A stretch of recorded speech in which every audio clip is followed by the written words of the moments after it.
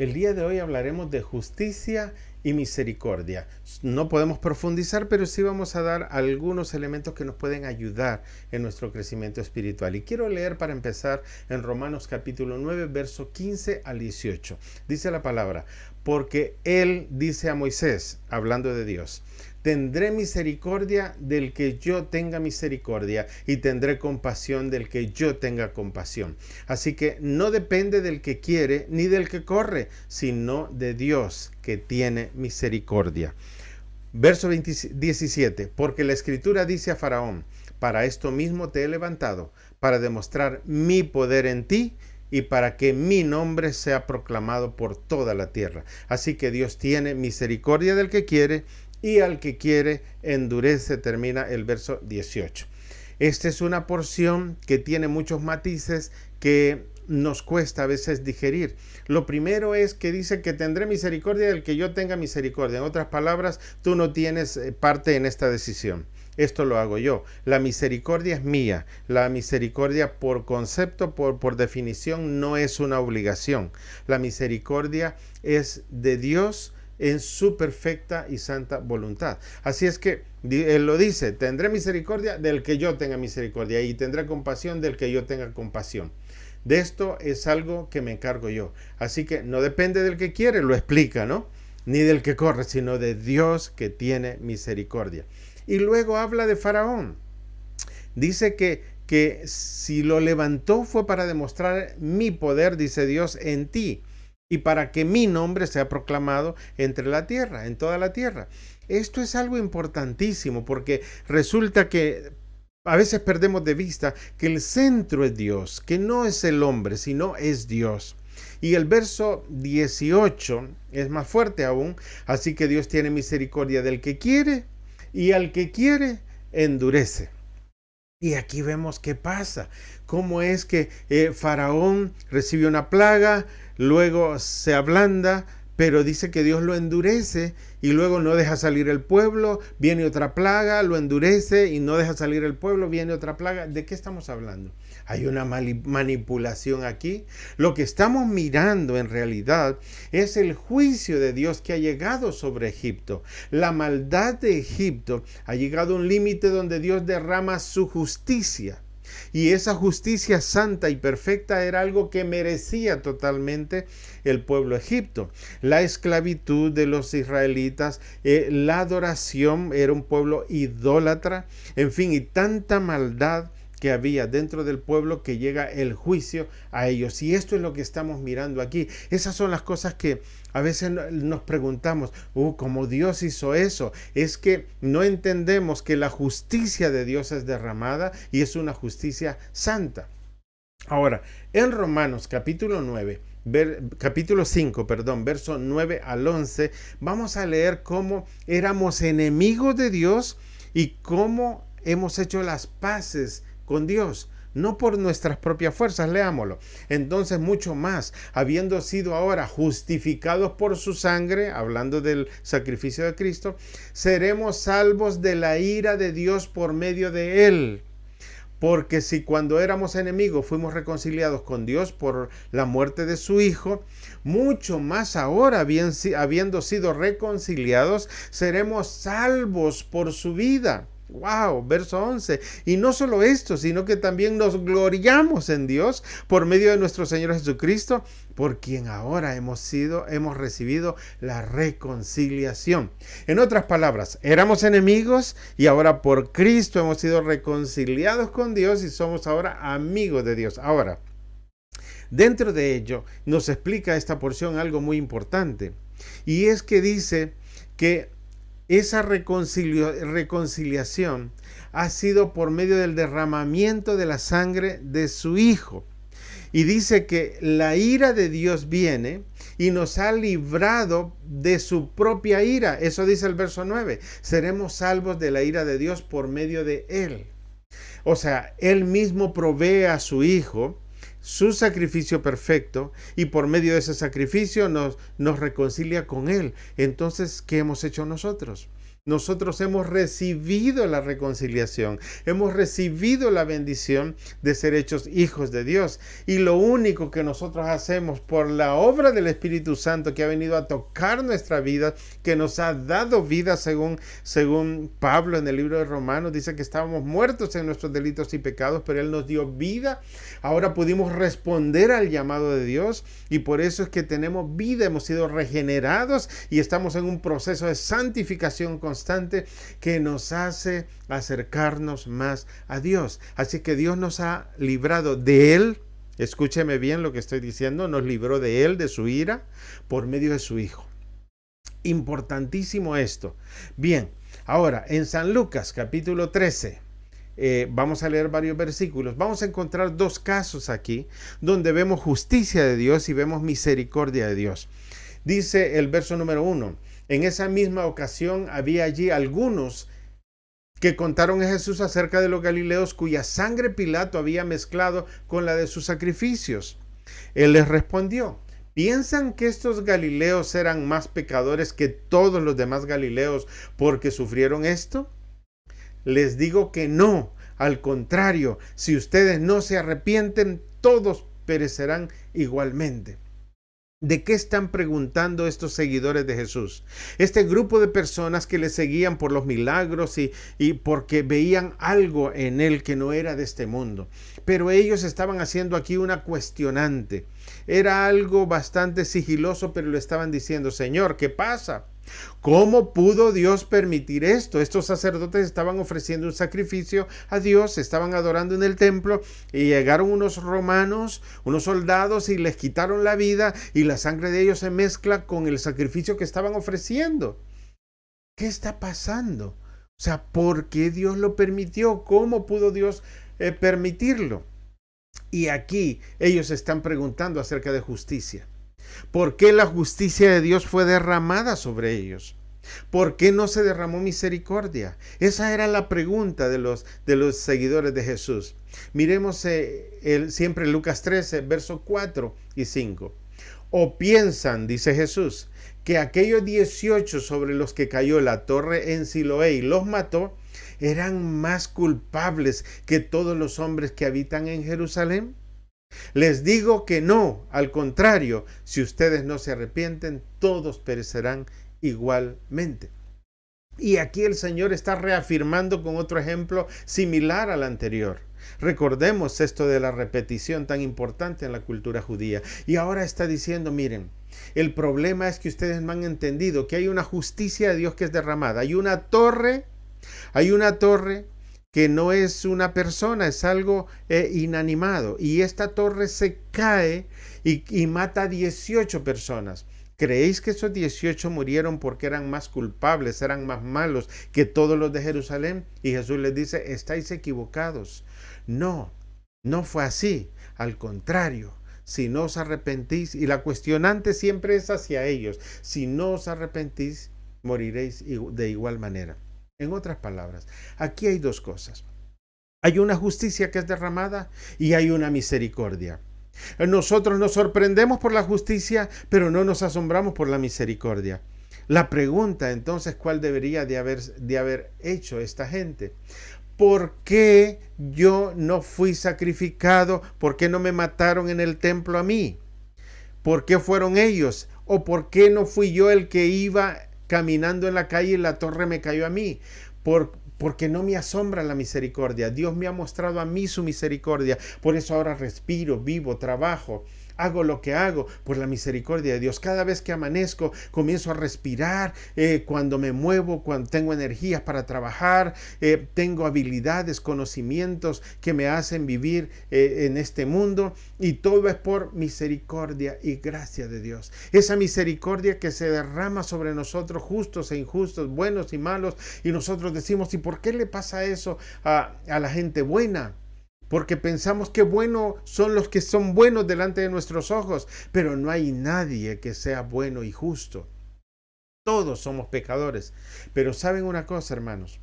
Que el futuro de la eternidad es la diferencia.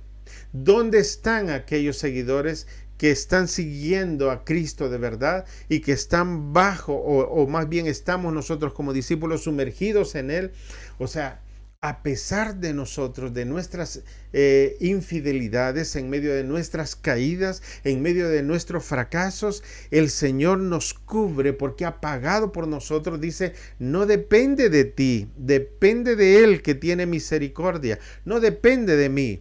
A veces decimos, no, es que si crees ya está todo y sacamos un versículo de la Biblia. O si no decimos, no, si lo confiesa ya está todo y sacamos otro versículo de la Biblia.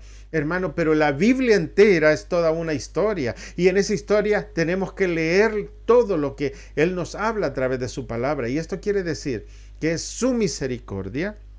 Solamente Él, el que tiene misericordia de nosotros, el que obra la transformación en mi vida, es Él, no soy yo. Entonces la clave de todo, que espero que quede claro el día de hoy, es estar en Cristo, es estar en Él, porque si estamos en Él, estamos seguros. Y eso es lo importante. En la página 130 del libro La Santidad de Dios, déjenme leerles 5 cosas que menciona el Dr. Sproul. Yo he agregado una sexta que se las quiero leer. La primera, en algún rincón del corazón albergamos la idea que el cielo no podría ser lo mismo sin nosotros. Él habla de esto como un engaño del corazón. Estamos engañados. Por dentro, en algún sitio, en algún rincón, diríamos, no puede ser. El cielo no sería lo mismo sin mí. Número 2, creemos que merecemos cada cosa buena que tenemos. Si tengo todo lo que tengo es porque lo merezco. Y eso lo escuchamos constantemente. Y quizás nosotros mismos lo decimos, es que lo merezco. Y si no lo decimos, está dentro guardado en algún sitio. Número 3, creemos que todo lo que tenemos que no es tan bueno es porque somos pobres víctimas inocentes. Y esta es otra cosa que escuchamos constantemente. Y quizás también nosotros la decimos. Es que no, es que yo soy víctima. Soy víctima de esto. Yo soy una víctima y soy un pobre inocente. No hay ningún inocente en este mundo. Todos somos culpables. Número 4. Creemos que la ira y la justicia de Dios no es para nosotros. Sí, yo leo eso de la justicia de Dios en la Biblia, pero eso no es para mí, eso es para los demás. Número 5, que si Dios es realmente justo, Él nos incluirá entre los salvos. Y estos conceptos erróneos, estos engaños del corazón están ahí. Y el número 6 que he agregado, creemos que fuera de Cristo podemos alcanzar el cielo y aunque digamos lo contrario, actuamos de esa manera, actuamos así. Decimos, no, si es solo Cristo, pero yo actúo y vivo mi vida como si puedo alcanzar la salvación fuera de Cristo. Y esto es un gran peligro porque estoy engañado yo mismo, me estoy engañando yo mismo. Y el mayor engaño del corazón que podemos tener es que vivimos asombrados cuando vemos la justicia aplicada por Dios y no nos asombramos por la misericordia y la gracia de Dios en nuestra vida. Ese es el gran engaño. Necesitamos asombrarnos por lo bueno y maravilloso que es Dios. Mire, llegará un momento donde la ira de Dios se derrama y aún habrá gente que querrá morir, que una torre le caiga encima y no habrá ninguna torre que le caiga encima. Leamos Apocalipsis 6, 15 al 17. Los reyes de la tierra y los grandes, los comandantes, los ricos, los poderosos y todo siervo también, no solo los grandes y poderosos, sino y todo siervo y todo libre, se escondieron en las cuevas y entre las peñas de los montes y decían a los montes y a las peñas, caigan sobre nosotros y escóndanos de la presencia de aquel que está sentado en el trono y de la ira del Cordero. Porque ha llegado el gran día de la ira de ellos y ¿quién podrá sostenerse? Esto que dice el Señor aquí en esta palabra es algo maravilloso, porque está diciendo las grandes verdades que hemos venido hablando, que en el trono está sentado el Cordero. La ira del Cordero viene. Verso 17, porque ha llegado el gran día de la ira de ellos y ¿quién podrá sostenerse? Aquí está hablando de ese día que nosotros usualmente no hablamos. De hecho, hay varias cosas que no hablamos en la actualidad y que es tan importante. Hermanos, por ejemplo, decidimos hablar más de amor, de bondad, de misericordia, de gracia y de todas las cosas que nos llevan a vivir cómodamente y a gusto. Y no hablamos de naturaleza pecaminosa, no hablamos de condenación, no hablamos de arrepentimiento. Hermano, estas cosas que son vitales en la vida del cristiano y las estamos obviando. Es un llamado que estamos haciendo, un llamado a mirar la palabra de Dios. Una vida renovada, cambiada, regenerada, santificada por el Espíritu Santo es una vida que vive constantemente en arrepentimiento. Y alguien dirá, ¿y por qué? Si ya ha sido perdonado de los pecados, ¿por qué debo seguir tener arrepentimiento todos los días? Eso puedes estarte preguntando. Amados hermanos, ¿será que solo debemos arrepentirnos una vez? Una vez para la confesión de pecados y se acabó y no seguiste pecando, a pesar de que nosotros somos una nueva naturaleza, una nueva criatura, vivimos todavía en un cuerpo de la antigua naturaleza y que nos lleva al pecado. Y es por eso cuando amanecemos con pensamientos pecaminosos. Y esto no es esas cosas que te estás imaginando ahora, sino aquellos engaños, mentiras, desaciertos, todas aquellas cosas que planeas con intenciones equivocadas, que Dios las conoce y que las maquillas de cosas buenas y justas en tu trabajo, en tu familia, en la calle, donde quiera que te mueves, conduciendo un vehículo. En fin, en medio de toda tu vida hay una pecaminosidad que te persigue y debemos vivir una vida de arrepentimiento constante como nacidos de nuevo. Y esta es la palabra clave que yo estoy proclamando constantemente con aquellos que me relaciono, nacidos de nuevo. Porque muchos dicen, yo soy cristiano, o yo hago esto, yo voy a la iglesia, pero ¿es nacido de nuevo? Esa es mi pregunta. ¿Eres nacido de nuevo? Porque cuando uno no es nacido de nuevo, que yo he estado en esa parte también, cuando uno no es nacido de nuevo, no temes o das por hecho que eres salvo. Hermano, posiblemente si das por hecho es porque todavía no eres salvo.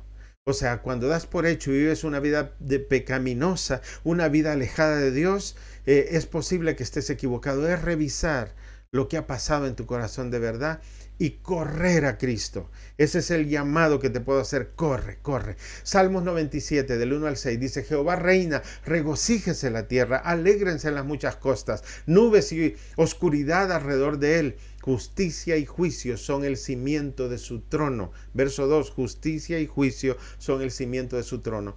Fuego irá delante de él y abrazará a sus enemigos alrededor. 4, verso 4, sus relámpagos alumbraron el mundo, la tierra vio y se estremeció. Mira el verso 5, los montes se derritieron como cera delante de Jehová, delante del Señor de toda la tierra. Y verso 6, los cielos anunciaron su justicia. Los cielos anunciaron su justicia. ¡Wow! ¡Qué maravilloso!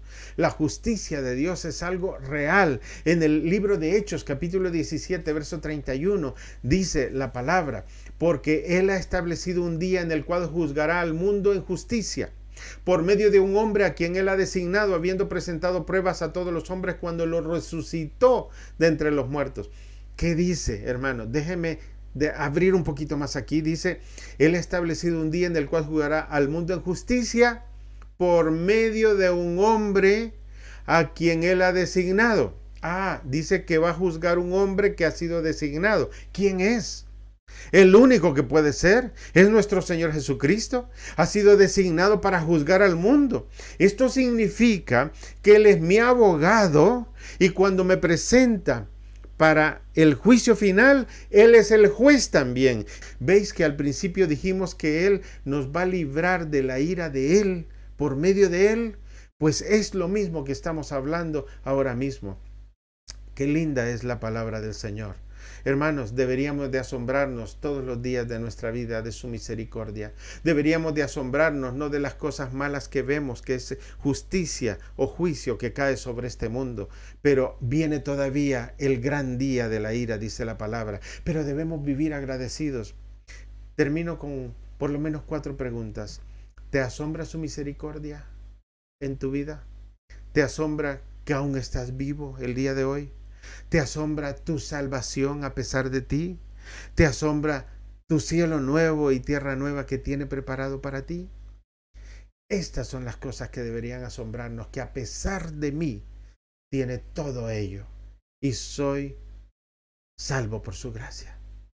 Que el Señor te bendiga. Nos vemos en la próxima meditación, si así lo permite.